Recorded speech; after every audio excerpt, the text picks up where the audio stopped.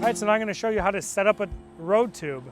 When you are looking for a location, you want to find a spot that is straight, avoid curves in the road, also avoid intersections and driveways where people are going to be stopping and making turning movements and going slow. You want to find a nice free flow section like we've got here.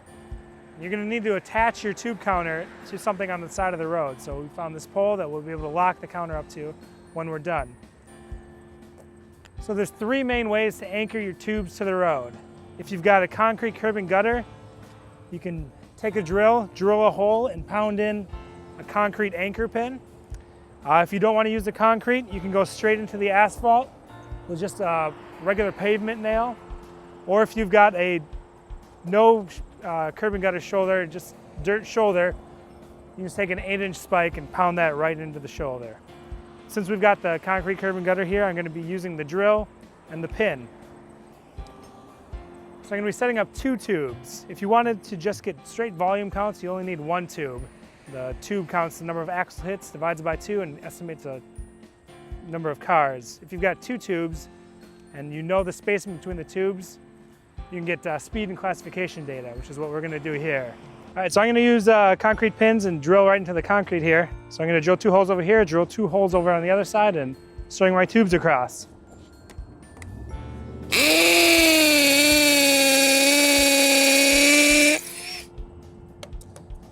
When you're doing 2 tubes, it's important you know the exact distance between the tubes so that their tube software can calculate speed and classification. So I'm going to do 36 inches between the 2. Let's measure it out for my first hole.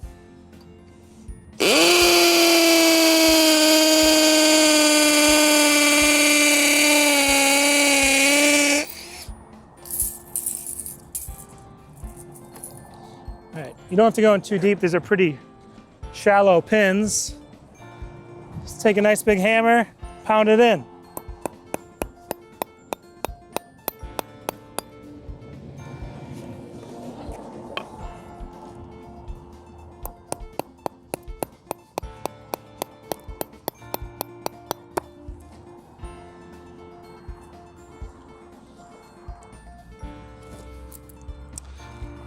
All right, so now I'm going to go to the other side of the road and do the exact same thing.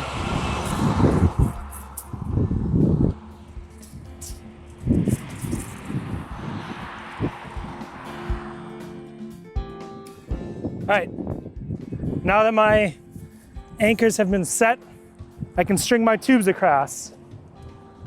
Before you come out here, you're going to want to check your tubes, make sure they have no holes in them. We do that by just running some compressed air through them with a pressure gauge, making sure they hold. So the way you're going to connect your tube to the pins, you just take a loop of rope, tie it around the tube, and that'll just tie right in there.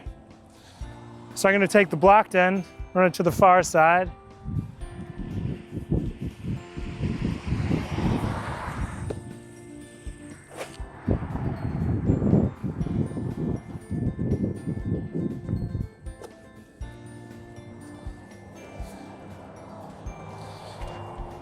And just lay your tube loosely down on the road and pull a few inches to get it taut. You don't want it to be overly tight. If you stretch your tube too much, it'll be more prone to rips and tears.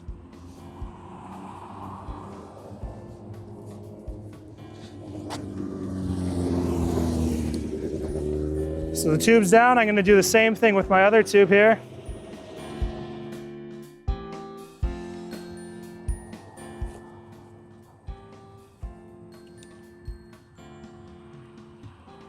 Just put your loop on, pull it a few inches, nice and snug. I like to do this because it's fun.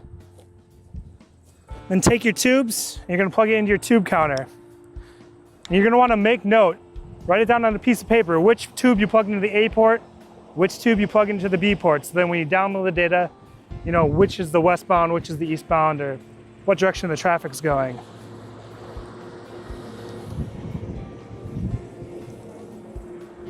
So I've got my A port on this tube, my B port's on this tube, and my tube counter is plugged in there. And depending on what type of tube counter you use, it might have a screen on it, or this one has a little tool that I can plug in and it'll light up whenever a car passes. That's just to make sure that everything's working fine. If there's no car coming, you can just stomp on the tube. And I can see little pulses on here, so I know that everything's working all right. So you can take your tube, take a chain and a lock, and just lock it to a utility pole, in this case a light pole or a street sign. And you want to take any excess tube you have and loosely coil it up. Don't tie it tight or else air will have trouble getting through and that may corrupt your data somehow. So loosely coil it up.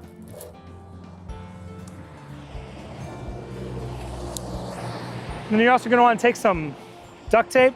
We just use black duct tape and kind of tack it along the tube at a few points just to keep it on the road.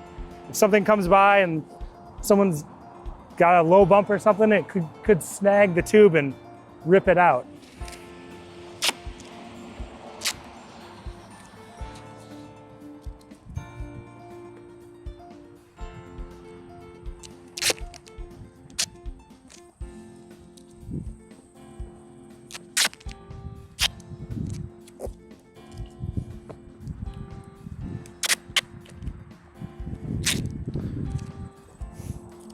If you're on a road with a lot higher traffic or more truck traffic, you might want to put more tape down just to make sure it's extra secure.